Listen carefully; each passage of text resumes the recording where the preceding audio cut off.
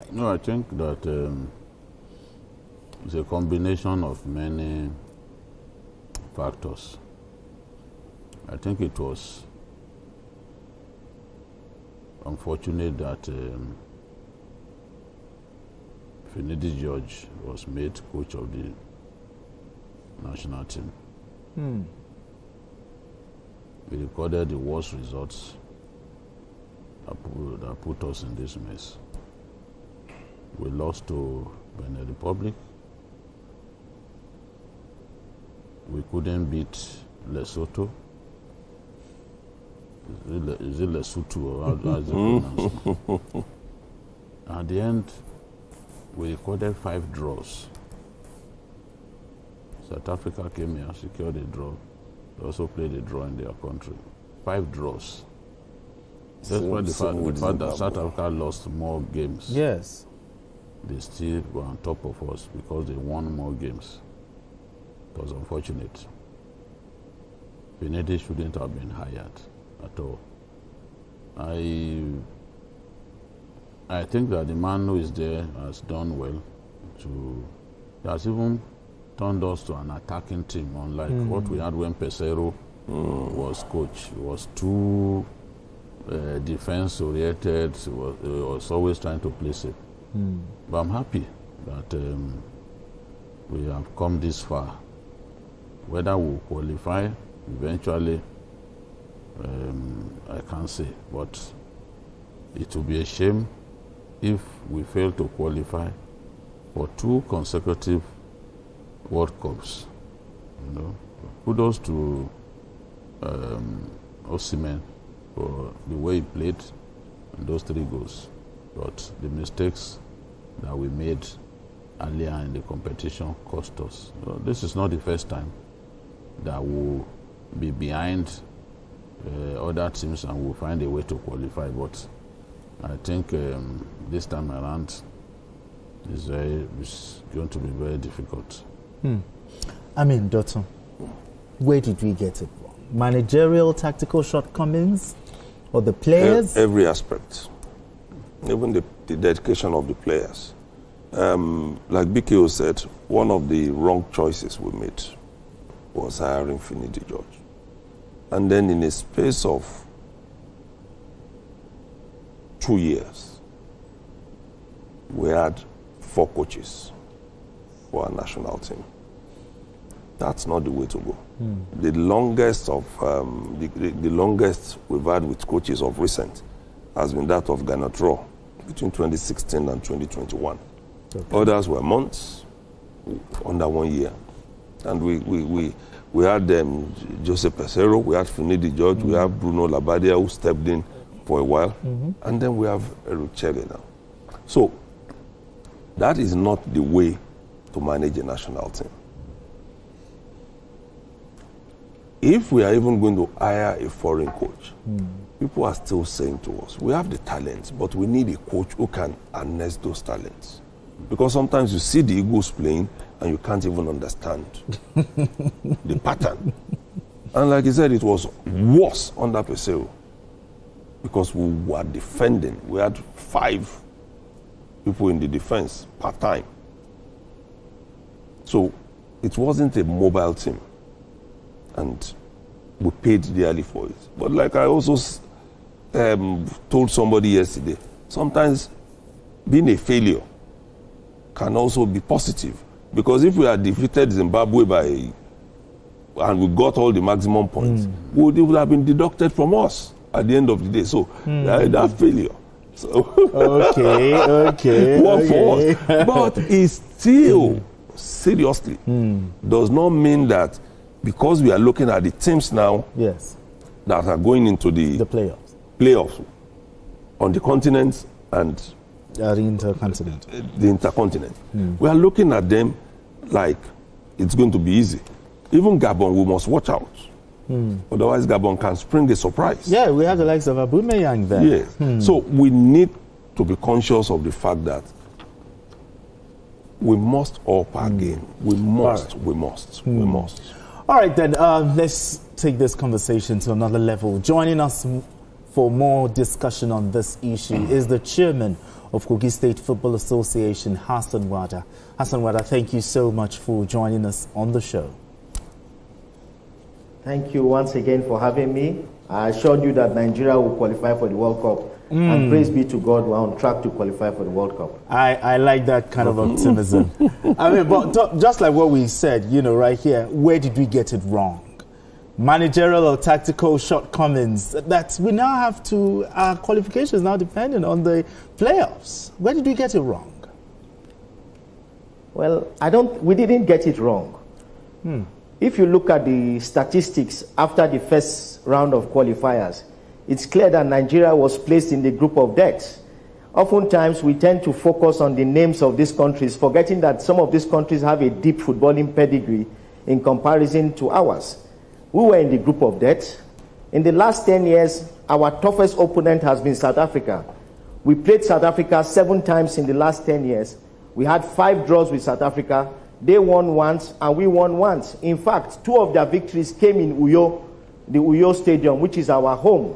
So it wasn't surprising that they pulled out a draw against us during the qualifiers in the World Cup qualifiers in Uyo. But that's because so I don't want us to look at it as if that's because we are declining as a national team. Yes. Ordinarily, South Africa shouldn't be a threat to us. Hassan, South Africa shouldn't be a threat to us.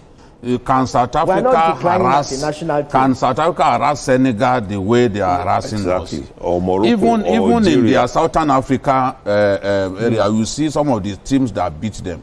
So it's not a great footballing nation. If it's rugby that we are talking about now, you know, but they are not a great footballing nation. Nigeria shouldn't be drawing with South Africa. South Africa has not lost a home game since 2015 against any opponent. World Cup qualifier, AFCON qualifier. But since 2010, they've not qualified for the World Cup. Even the 2010 World Cup, they played because they hosted it. They are not a great footballing nation. There's a difference between football that was played in 2010 and the football that is being played now. Then also, if you look at Republic of Benin, let's also remember that Gerard Rohr, who was our coach for 5 years, left Nigeria and moved to the Republic of Benin. So he understood the Nigerian team very well. I don't want us to look at it as if we got it wrong. It was just we found ourselves in a very, very tough group, and at the end of the day, we had to fight our way at least to stay in contention for qualifying for the World Cup. If you look at our group, Zimbabwe came last in the group. Zimbabwe came last with 5 points. The only other team that placed last in their group that had 5 points was Southern Sudan. Other teams that came last in their own groups, the only 2 teams had 3 points, 5 teams had 1 point. So it means that Zimbabwe having 5 points meant that the Zimbabweans were also a decent team. That means if they were in another group, chances are they would have also finished second place. No, but so if we want to use that argument, if we want to use that argument, then let's look at Burkina Faso then. Because Burkina Faso played very well, and at the end of the day, based on goal difference, they lost their position to Nigeria. And they've been a consistent team for some time. You know? So I don't think, if you are talking about Zimbabwe, those are not countries that should be giving Nigeria issues. We couldn't beat Zimbabwe here. Those are not Lesotho. Those are football illiterates. That's why I said that we're in the group of death. In our group, we had Zimbabwe, we had Lesotho, we had South Africa. Those 3 teams are all in the southern part of Africa. Those 3 teams play similar style of football. So by the time we drew with Lesotho, it was easy for South Africa and Zimbabwe to study our pattern of play. It isn't a coincidence that our first match of the World Cup qualifier was against Lesotho. Why could we not study them and change our first match of the qualifier was our first match of the qualifiers was in Lesotho in Uyo. The second match was against Zimbabwe. Those were 2 South African teams back to back. So it was easy for them to understand how to play Nigeria, you know. Okay, so let's look at how did we get it back? What are your takeaways from this last game? What do you think we did right for us to score so many goals in one match? It's very clear to Nigerians now that we have the right coach. I remembered when he was hired, I came on your show to justify the hiring. A lot of people were skeptical. How can we hire a coach from Mali? I said it wasn't about hiring a coach from Mali. We needed a coach who understood the African continent, who understood the style of play in Africa. And I'm glad that now Nigerians are supporting Coach Eric Chell. So what did we get right at this point in time? We got the right coach. And let me give you some statistics. Jose Peseiro coached two matches. We got 2 points out of 6 matches, which gave us a percentile of about 33.3%. Meaning that if he had handled us from beginning to the end, it means we might struggle to have gotten 10 points. Finidi George came in as coach. He got 1 point out of 6 possible points, which gave him a percentile of 16.7%. Meaning if he had handled the qualifiers from the beginning to the end, chances are we might have struggled to get 5 points. But in the case of Coach Eric Chell, he got 14 out of a possible 18 points, which gives him a percentile of about 73.7%. Meaning if he had handled the team from the onset, we would have been smiling with total points of about 23, 24 points. So on the aspect of coaching, the NFF got it right. And also I heard you saying that Finidi George was a bad coach. Finidi George wasn't a bad coach. He just found himself in a circumstance where his first match in the World Cup qualifier was against a tough and resilient South African team. Remember, that same South African team took us to penalty kicks in that same year at the African Cup of Nations in Ivory Coast. We were all under a lot of pressure, having high blood pressure and full with anxiety, and we ended up defeating them by penalty kicks. Finidi now was saddled with the responsibility of trying to defeat them in Uyo. And like I said, they have a history of beating us in Uyo. This same South African team, during the AFCON qualifiers for 2015 AFCON, our last match was against them in Uyo. We drew 2-2 with them. If we had beaten them, we would have qualified for the 2015 AFCON. But unfortunately, we were unable to defeat them. So South Africa was a strong team. Then after that, Finidi had to go to Abidjan to face a Benin team that was coached by Gerhard Rohr. Gerhard Rohr understands Nigerian national team very well. In fact, aside maybe just for 2 players on the current team, Benjamin Fredericks and Ademola Lookman, the other players on the national team were brought in by Gerhard Rohr. So he understood the team very, very well. Okay. All right, Hassan Wada, just stay with us, okay? We need to go on this quick break. And when we return, the conversation continues. Don't go away. Like it's still journalist hangout. We still have Hassan Wada joining us on the show. Dotun, you want to? Okay, let's look at our chances now. We have a two-phase playoff. If we make it out of Africa, we still have to go to the intercontinental playoff. What are our chances based on results so far? Our chances are very, very bright. Fortunately, FIFA is depending on the national team rankings to do the seedings. So we're the number 1 seed in the group. We'll play Gabon. Cameroon will play Democratic Republic of Congo. I'm very optimistic that we'll beat Gabon. Gabon were in the same group with Cote d'Ivoire. Both matches, they played Cote d'Ivoire in Abidjan. Cote d'Ivoire defeated them by 1-0. At Libreville in Gabon, it ended up in a draw. If you remember Nigeria's recent history with Cote d'Ivoire, at the AFCON, we played Cote d'Ivoire in the second game of the AFCON during the group stages. We defeated them by 1-0. In the finals, we're up by a goal until they came back and scored 2 goals to win the tournament. So we have a better record against Cote d'Ivoire compared to Gabon, and I'm optimistic that we will defeat Gabon. Gabon are dependent on one striker, that's Aubameyang, but otherwise they don't have any other solid players. The team is aging. If you look at the other 2 teams, Democratic Republic of Congo, they are more focused on flair. If they had been serious from the onset, chances are they would have qualified as group winners, but they are more obsessed with producing flair than getting results. And Cameroon is in total disarray. Even Cameroon's last match against Angola in Yaoundé, they were almost beating up Samuel Eto'o, who is the chairman of the president of the Cameroonian Football Federation. They accused him of messing up the federation. So I think we stand a very good chance. Once we get past Gabon, we'll definitely win the tournament and go for the Intercontinental Tournament, which will take place in March of 2026. Okay, for me, I'm not even concerned about the African teams. It's about the teams that from other continents that we are likely to be up against. What are our chances against this? I see some South American teams there, and South American teams can be very competitive, even in their own continental competitions. So it still doesn't look certain that we will come out of this. You should be more concerned about the African qualifying aspect of the tournament, because the African qualifiers are the toughest qualifiers in the world. You can't compare the African qualifying series to that of Europe or to Asia or South America. In South America, we already know the teams that will always qualify.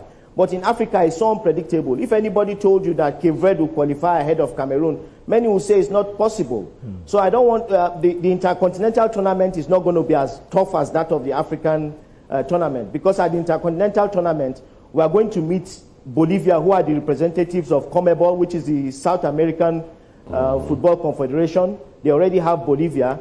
Bolivia are used to playing at high altitudes. Once you bring Bolivia to normal altitudes, they can't play any football. Then CAF will produce one team. CONCACAF will produce two teams who are already known as Costa Rica and Curacao. Then Oceania Football Federation will produce one team, which is New Caledonia, and the Asia Football Association, a confederation, will produce a team between Iraq and UAE, who are also going for a playoffs.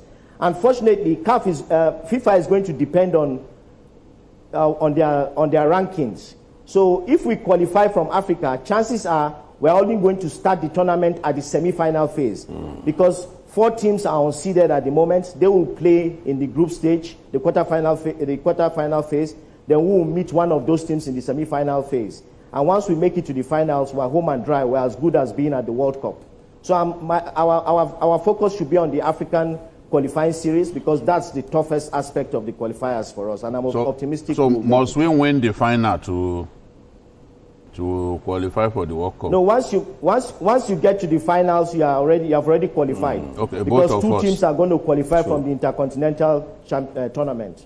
If you look at Cape Verde has been improving. From the last Nations Cup, we saw how well they played. So Cape Verde, and they play very good football, and they have a lot of talents all over the world that they can use. So I think that look at a country like that, they are on a sort of progression that it will be foolhardy to underrate them. I mean, I'm not surprised that they beat Cameroon. Well, like I mentioned, that Cameroon had been in total disarray from the onset. Even a no-name nation like Eswatini, Cameroon struggled to get points from Eswatini. This has more to do with the dysfunctionality of the Cameroonian Football Federation and less to do with how good yes, Cape Verde are doing okay. But if Cameroon were on top of their game, I'm optimistic they would have qualified from the group as group winners. All right, thank you so much, Hassan Wada. Thank you so much for having this conversation with us. Hassan Wada is the chairman, Kogi State Football Association. Thank you so much for joining us on the show. Thank you. Thank you. Let's remain optimistic. We shall be on the They will. But optimism is not enough. Optimism is not enough. It's what happens on the field. But finally, gentlemen, what motivational approach will you suggest, to ensure the team remains mentally strong you see, the thing into the high-stake playoff? The coach must get the selection right. I believe in him. I think he has instituted a good playing style. We are now more attack-minded than when we had Pesero. So I believe in him, but he must always get the selection right. And we have issues in the goalkeeping. Okay. I don't think the players are confident in the goalkeeper. So if he needs to get another goalkeeper, we must not waste time about it. I don't think this goalkeeper is good enough for us to take him to the World Cup or for to be our number 1. I'm not convinced at all. We have other options. Of course we do. We have other options that we may try, but there must be something they say in training. Okay, for them to say. Because even when it is, or even when you consider the issue of temperament, Nwabali is not it at all. And I hope he doesn't get red carded. Exactly. We almost even considered an equalizer. Yes. The We game almost that did. played before this last one. But anyway, gentlemen, appreciate you for having this conversation with us. Dr. Oladipo, thank you so much for doing this with us. BKO, as always, thank you so much.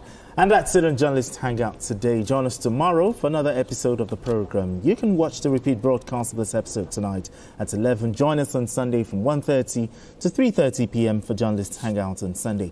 We are on YouTube at youtube.com/TVC News Nigeria.